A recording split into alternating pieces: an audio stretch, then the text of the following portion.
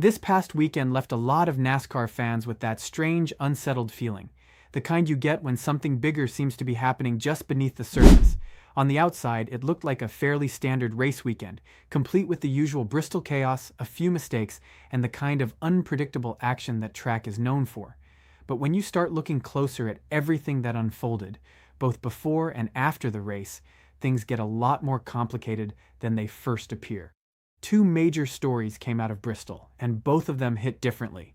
One of them could genuinely change the way fans look at penalties and inspections for the rest of this season, and the other carries a level of tension that could reshape how things play out going forward. When storylines like these start stacking up together, it usually means something bigger is building in the background. Let's talk about what actually went down at Bristol Motor Speedway, because even though the results looked clean on paper, there was a tremendous amount happening behind the scenes throughout the entire weekend. Right after the race, two big names immediately drew attention: Kyle Larson and Tyler Reddick. Both of their cars were sent to NASCAR's Research and Development Center in Concord, North Carolina. For fans who have been following the sport for years, that kind of move can mean different things depending on the situation. Sometimes it is completely routine, but other times it signals that NASCAR either noticed something suspicious or simply wants a much deeper look at teams that have been running at an exceptionally high level. Both Larson and Reddick have been genuinely fast this season, so naturally the fan base started asking questions about whether something unusual was going on. Here's the part that matters though. After both cars were completely torn down and thoroughly inspected, NASCAR found absolutely nothing wrong. Both cars were fully cleared with no penalties and no violations, leaving them in good standing heading into Kansas. So from a purely technical standpoint, everything came back clean.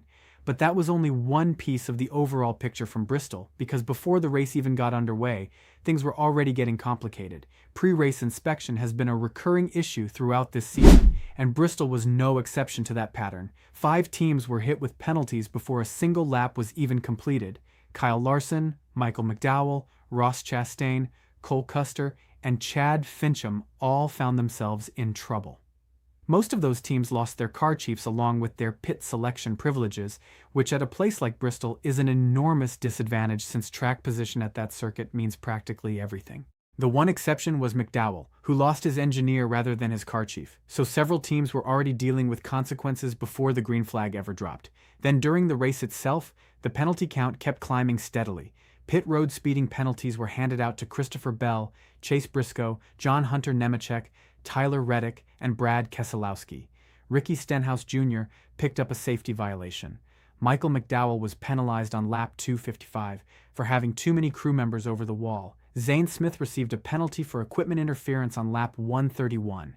When you add all of that together, this race was far from the clean event it might have appeared to be from a distance. Over in the Truck Series, another moment got people talking across the NASCAR community. Christian Eckes made contact with Corey Heim late in the race, and given the history between those two drivers from the 2024 Truck Series Championship battle, people immediately took notice. Eckes clipped Heim going into turn 1 and sent him hard into the wall. Fans started debating right away whether the move was intentional or just a racing incident. NASCAR spoke with Eckes following the contact, but ultimately no penalty was issued, making it officially just a racing incident. So while there were no massive post-race punishments handed down at Bristol, when you look at the full scope of everything, the inspections, the pre-race penalties, the on-track violations, and the incidents, it becomes very clear that NASCAR was watching an enormous number of teams with a very sharp eye throughout the entire weekend. That brings us to the second major story from Bristol, because one of those penalties completely changed the trajectory of the race for one driver in particular, and afterward he had a great deal to say about it. Tyler Reddick did not hold back when speaking to the media after the event. He stated directly that the pit road speeding penalty destroyed what had otherwise been a strong race for his team. For anyone who understands Bristol Motor Speedway, it is easy to see exactly why that kind of penalty is so devastating at that specific track. Reddick explained that at Bristol, one single mistake puts you in a hole that is nearly impossible to climb out of. Before the penalty came, he had a genuinely fast car and was competing near the front of the field. After serving the penalty, he dropped deep into the back of the field, lost all the track position his team had worked to build, and found himself stuck in heavy traffic with nowhere to go. Once you are buried back in the pack at Bristol, recovering your rhythm and working your way back into contention becomes an almost hopeless task, given how difficult passing is at that short track. But Reddick did not stop at talking about the pit road penalty itself. He went further and addressed NASCAR directly, pointing out that with 4 wins across the last 7 races, it genuinely feels as though his team, 23 Escalating Racing, is receiving a significantly higher level of scrutiny compared to other organizations. He noted that their car keeps getting pulled for deeper and more thorough inspections week after week, and while he acknowledged that he understands NASCAR is simply doing its job, the frequency of it is beginning to feel excessive from where he is standing. He even went as far as suggesting that when a team starts winning at this rate and building this kind of momentum, the dynamic around them starts to shift, and sometimes the attention from the sanctioning body begins to feel like an effort to restore some kind of competitive balance. That is not a small statement to make publicly. After Bristol specifically, his car was sent to the R&D center once again, and once again, no issues whatsoever were found. So officially, everything about 23X Racing is completely legal and above board. But from the perspective of the driver living through it, the frustration is entirely understandable. When you are in the middle of a dominant stretch, building real momentum toward the playoffs, and you are simultaneously dealing with race-altering penalties and what feels like constant surveillance from the officials, it starts to weigh on everything around you even when nothing illegal is actually happening.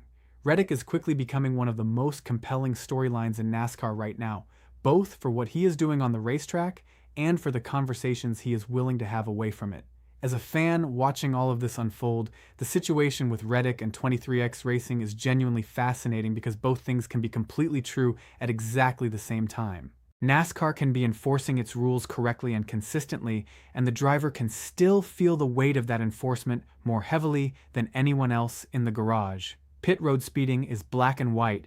You either exceed the limit or you do not.